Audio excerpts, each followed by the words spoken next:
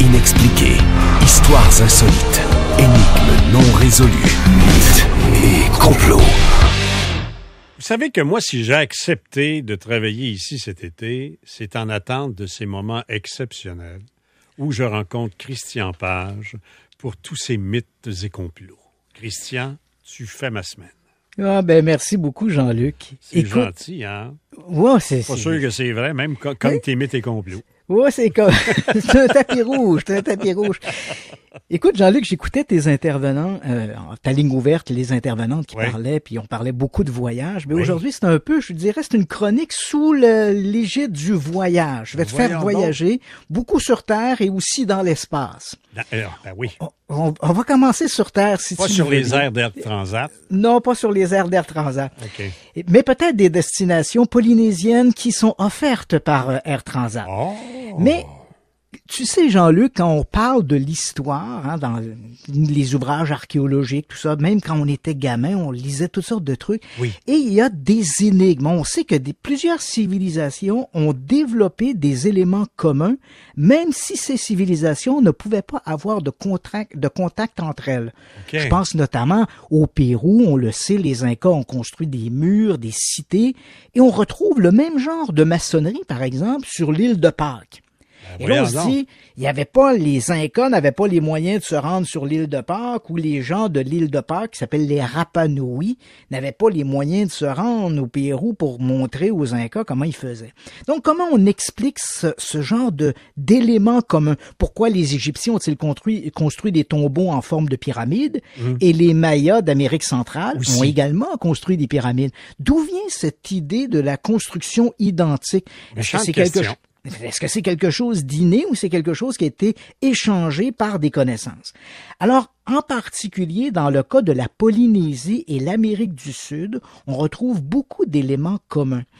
Et ce qui a amené des gens à spéculer en disant, peut-être que les Incas, hein, on le sait, avaient développé de la navigation le long de la côte et également de la navigation sur le lac Titicaca, par exemple. Oui. On s'est dit, est-ce qu'il est possible que ces gens-là aient construit des bateaux ou des radeaux qui auraient pu les amener jusque dans les îles de la Polynésie? Impossible. Et je te rappelle, en fait, c'est pas tout à fait impossible, je te rappelle, c'est loin, tu me diras, mais en 1947, il y a un explorateur légendaire qui s'appelle Thor Heyerdahl, qui avait construit un radeau qu'il a baptisé le Kon-Tiki, et qui a mis son radeau à l'eau en utilisant exactement les mêmes techniques utilisées par les Incas de l'époque, et après 101 jours de dérive, il a échoué sur l'île de Tuamotus, en Polynésie. Écoute, le seul Kon-Tiki dont je me rappelle, c'est le bar de l'hôtel. Le bar-restaurant. Le bar-restaurant de l'hôtel Sheraton Mont-Royal. Oui, effectivement. Non, là, on n'est pas du tout dans le même Kon-Tiki. C'est pas ce bar-là. Non, il a donc dérivé son fameux radeau sur une distance de 6900 kilomètres. Donc, Thor Heyerdahl a démontré que c'était faisable, c'était possible. Mais la plupart des anthropologues, des historiens ont dit, même si c'est possible, c'est peu vraisemblable. Ouais. Donc, il faut essayer de trouver de nouvelles hypothèses. Et inutile de dire que les amateurs de mystère en ont trouvé une toute faite. Attends, dis-moi les pas. Pas les extraterrestres. Ah!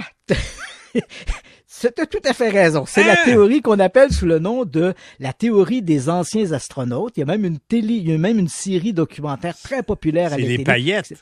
Ouais, c'est ça. Donc, les anciens astronautes. Les paillettes Garneau. Ouais, c'est ça. Donc, les anciens astronautes, c'est l'hypothèse voulant que des extraterrestres, dans l'Antiquité, aient échangé de l'information avec les Égyptiens, les Incas, les Mayas, d'où le fait qu'on a ces éléments qui sont communs à toutes ces civilisations.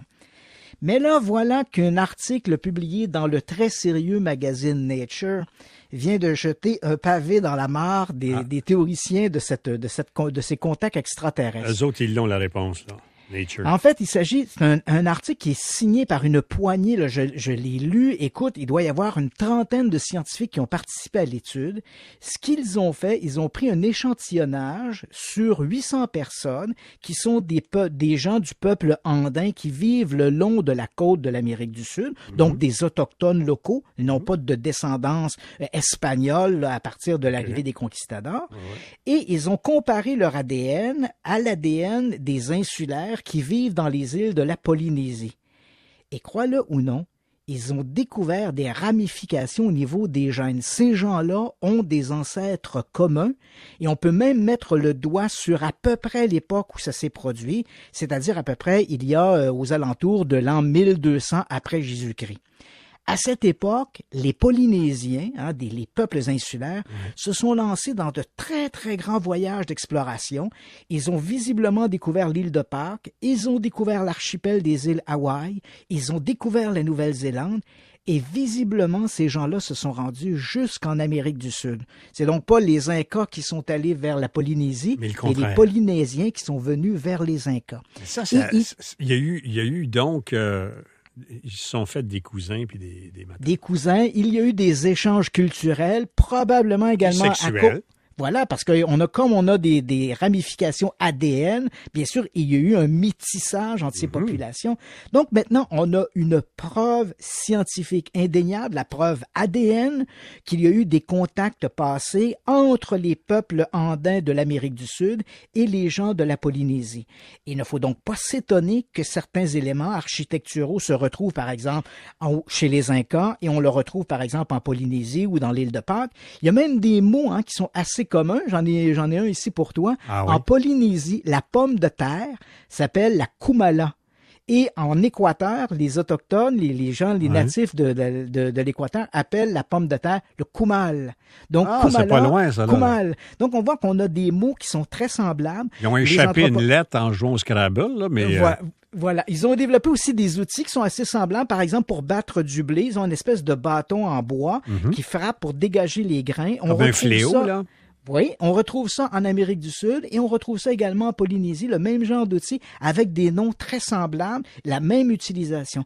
Donc, ce métissage, il a bel et bien eu lieu, même si cela nous semble un peu invraisemblable à cause des énormes distances de l'océan qui séparent ces différentes communautés, mais les extraterrestres en ont pris pour leur rhume. Si on trouve des œuvres de maçonnerie sur l'île de Pâques qui ressemblent à celles des Incas, c'est plutôt, je dirais, la hardiesse et l'imagination des humains qui a amené ça et non pas des extraterrestres venus d'ailleurs. Parce que si tu regardes la migration des peuples anciens et préhistoriques, il y a eu ces migrations-là, évidemment, passées en terre d'Amérique, etc., etc.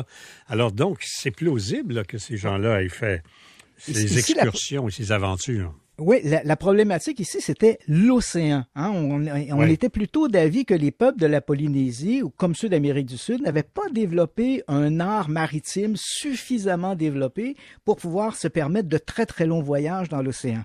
Mais là, visiblement, ces preuves ADN viennent contrecarrer ce contre-argumentaire. Ben là, on va faire une petite pause et nous aussi, on va voyager. Et l'autre bord de cette pause commerciale, je te retrouve pour parler de microbes martiens. Extraterrestre. On revient tout de suite. Phénomènes étranges et inexpliqués. Histoires insolites. Énigmes non résolues. Et complots. Je me rappelle d'avoir été figé, scotché, comme on dit en France, sur mon fauteuil pour voir les astronautes atterrir sur la Lune, allunir sur la planète Lune. Mais là, je ne serai pas là pour la planète Mars. 2050, tu dis, le voyage? Oui. Mais c'est amusant, Jean-Luc, que tu mentionnes les vols d'émission Apollo, parce que cette semaine, on soulignait le 51e anniversaire de l'atterrissage d'Apollo 11 qui avait vu débarquer Neil Armstrong et Buzz Aldrin. Et comme tu dis, tous les gens, moi, à cette époque, je suis un petit peu plus jeune que toi, j'avais 6 ou 7 ans, et je me rappelle, mon grand-père m'avait fait lever c'était la soirée, l'heure internationale, il était 2h56 heure internationale, mais il était aux alentours de 10h, là. C'était 9h56, je crois, à Montréal. Donc, mon grand-père m'avait fait lever, m'avait assis devant le téléviseur. Mais bon, t'as 6 ans, tu comprends pas trop ce qui se passe. Et mon grand-père m'avait dit, regarde ça, tu vas t'en rappeler le restant de tes jours. Et effectivement, je n'ai jamais oublié ces images. On se rend pas compte qu'on assiste à un événement historique. Mais je suis content de dire, j'ai vu, je me rappelle, il y avait le professeur Jacques Lebrun qui animait l'émission de télé. C'est lui qui faisait la description. Et il faisait la description et il pleurait à l'écran. Là, on voyait Neil Armstrong sur la Lune. Puis là, ça clignotait à l'écran, ça disait Armstrong est sur la Lune. Ça clignotait dans le bas de l'écran. Et Jacques Lebrun pleurait en disant, on assiste à un moment de l'histoire. Il y a encore des gens qui y croient pas. Ah ben là, écoute. Ah, mais ça tombe bien dans ta chronique. Oui, absolument. J'en ai souvent parlé de cette théorie du complot. D'ailleurs, je viens de te souligner, Jean-Luc, que cette semaine, il y a sur un site web qui s'appelle la Deutsche Machine, qui se spécialise notamment dans l'imagerie 4K. Ils ont fait un travail exceptionnel. Ils ont repris des images des missions Apollo, notamment le débarquement de Neil Armstrong. Moi, je me rappelle, et probablement tu te rappelles de ça. Bien sûr. Armstrong avait été filmé par 2 caméras. Au moment où il descendait l'échelle du LEM, il y avait une caméra à l'intérieur du LEM qui le filmait en plongée, si je peux dire. Oui. Et il y avait une caméra qui avait été déployée sur le côté du LEM qui le montrait au moment où il a fait son premier pas. Ouais. Et ces images-là étaient de mauvaise qualité quand on voyait ça à la télé. Bon, bien sûr, il y en avait une, c'est une caméra de télévision qui transmettait, donc ça, c'était pas très bon. Et la caméra à l'intérieur du LEM, même si c'était du film 16 mm, la résolution de nos téléviseurs à l'époque, on voyait une espèce de bonhomme Michelin qui descendait sur une échelle. Ouais. Là, maintenant, on a refait toutes ces images-là au cours des derniers mois en 4K. Et écoute, j'ai revu ces images-là, Armstrong qui débarque sur la Lune. On voit les plis dans sa combinaison au moment où il descend. C'est tout à fait remarquable. C'est un grand moment. C'est l'expérience, l'aventure la plus audacieuse jamais tentée par les êtres humains. Absolument. Hey, je te ramène, là. Oui, t'as raison. Là, on était dans la Lune, là. Oui, absolument. On était dans la Lune. Écoute, je te parle de la NASA parce que, bon, cette semaine, et peut-être justement à cause de ce 51e anniversaire du premier alunissage, la NASA a émis cette semaine un communiqué. En fait, c'est un document de 6 pages qu'elle a envoyé à ses différents bureaux, départements, ainsi qu'à ses sous-contractants, en leur disant il va falloir développer des mécanismes excessivement pointus pour s'assurer qu'il n'y ait pas de contamination extraterrestre. Ça peut paraître un peu Voilà, ça peut paraître farfelu, mais c'est vrai que maintenant, la NASA commence à percevoir de plus en plus, l'horizon est de plus en plus là, on va aller sur Mars, on pense y aller d'ici 2050, et jusqu'à maintenant, les missions robotiques sur Mars, parce qu'au moment où on se parle, il y a un ou moins un petit robot qui se promène sur Mars, on n'a pas trouvé d'éléments pathogènes, on n'a pas trouvé de vie sur Mars, mais elle pourrait exister, cette vie, dans le sous-sol de Mars, ou dans certaines régions où il pourrait y avoir de la glace, voire même de l'eau liquide à certaines époques sur Mars. Et on veut s'assurer que les astronautes qui reviendront de Mars n'amèneront pas de virus ou d'éléments pathogènes sur Terre, et ils veulent également que nous, les humains, on n'aille pas non plus contaminer l'environnement martien avec des microbes de la Terre. Ah, ben il reste 14 jours là-bas, s'ils partent avec la COVID. Ouais. Ça va prendre à peu près 6 mois aller. Ils vont rester sur Mars 1 an, peut-être de 6 mois à 1 an avant de revenir. Donc, on parle vraiment d'un voyage de 2 ans et demi à peu près pour le compléter, là. Mais c'est sûr qu'on va se retrouver dans un environnement étranger. Et même si on se dit il y a à peine quelques décennies, tout ça nous semblait être de la science-fiction, ben maintenant, l'homme vers Mars, des missions habitées vers Mars, ben ça commence à faire partie d'une réalité qui n'est pas si loin dans le temps. Et il faut bien sûr penser à ça. Et bien sûr, le COVID-19 est un bon élément qui nous montre à quel point une pandémie peut rapidement se répandre. Et bien sûr, sans besoin d'évoquer le roman de Wells La guerre des mondes, qui est un virus terrestre qui avait finalement dissimé les Martiens. On voudrait pas, nous, se faire dissimer par un virus martien. Donc, une question. Oui. Est-ce qu'en revenant de la Lune, Armstrong et l'équipage ont été confinés? Absolument. Rappelle-toi des images lorsque les équipages d'Apollo 11 et les missions suivantes, on est allé jusqu'à Apollo 17 en décembre 1972. Lorsque les astronautes revenaient, ils étaient amenés sur un porte-avions. Oui. Ils avaient une espèce de combinaison étanche, là. Et on les plaçait dans un véhicule, une espèce de caravane qui était argentée en aluminium. Et ils vivaient là-dedans pendant 2 semaines. Donc, on voulait bien s'assurer que sur la Lune, il n'y avait pas d'éléments pathogènes qui auraient pu contaminer. Donc, il y a eu cette contamination, mais cette mise en quarantaine par des astronautes revenant de la Lune. Et on veut bien sûr s'assurer que des systèmes semblables, voire même plus pointus, parce que sur la Lune, on savait déjà qu'il n'y avait pas d'atmosphère, pratiquement aucune possibilité de vie. Mais avec Mars, là, on est vraiment dans un autre domaine et on veut s'assurer que ça se produise pas. Quel est l'intérêt, rapidement, là, il te reste 1 minute, quel est l'intérêt d'aller aussi loin, d'aller sur Mars? Il y avait des gens qui disent, qu'est-ce qu'ils font là? Bien sûr, en fait, c'est le propre de l'être humain de repousser les frontières et il y a des expériences qui pourraient être menées sur Mars et qui ne peuvent pas être menés par des robots parce qu'ils doivent, à moins de créer une espèce d'intelligence artificielle, c'est peu vraisemblable. Et ensuite, bien sûr, on pense au futur de l'humanité.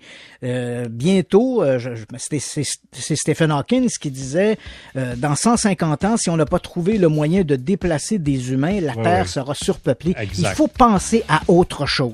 Merci beaucoup. D'ailleurs, si Christophe Colomb et Jacques Cartier n'étaient pas là, on ne serait pas ici. Et Absolument. voilà. Salut Absolument. bien. Bye-bye. Salut. À la semaine prochaine. Au revoir. Au revoir tout le monde. On se retrouve demain. Évidemment, c'est vendredi demain. Incroyable. Alors, merci d'avoir été là. Merci à toute l'équipe également d'avoir préparé cette émission. On se retrouve demain. Bonne soirée.